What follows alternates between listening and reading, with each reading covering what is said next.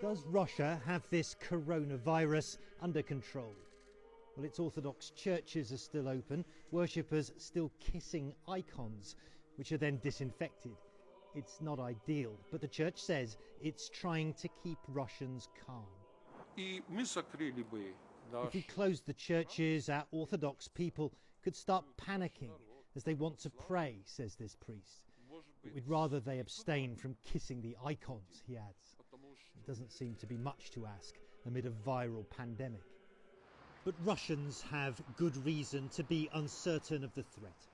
In a country of more than 140 million and a vast border with China where the virus originated, fewer than 700 people have so far been confirmed as infected.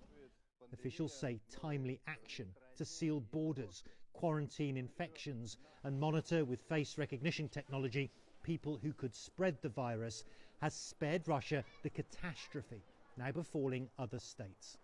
Just like the church, it's a message of calm, not caution, that Russia's political leaders most want to spread. Even President Putin, 67 years old, so at higher risk, has been declaring the outbreak under control and better than in other countries, while pictured on state media meeting crowds and shaking hands. It's certainly not social distancing. But even the Russian leader admits the country's low official tally may obscure a much deeper crisis.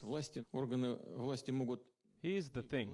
The authorities may not possess the full information because people, A, sometimes don't report it, and B, they do not themselves know that they are sick. And this is not the action of a government relaxed about coronavirus. A new hospital being thrown up rapidly outside Moscow, which would significantly increase Russian capacity to cope with a surge of infections. Kremlin critics, including one doctor close to a leading Russian opposition figure, suggest what's been happening in Russia up until now is a cover-up.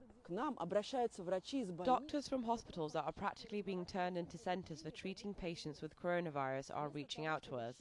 Instead of honestly talking about this, the authorities are masking the assignment of beds and calling them beds for patients with pneumonia and acute respiratory viral infections. Russian officials deny there's been any misleading information. And in recent days, Putin has finally been shown in full protective gear visiting a hospital, engaging with this crisis. And while the number of confirmed infections in Russia remains suspiciously low, it seems to be bracing itself for much worse to come.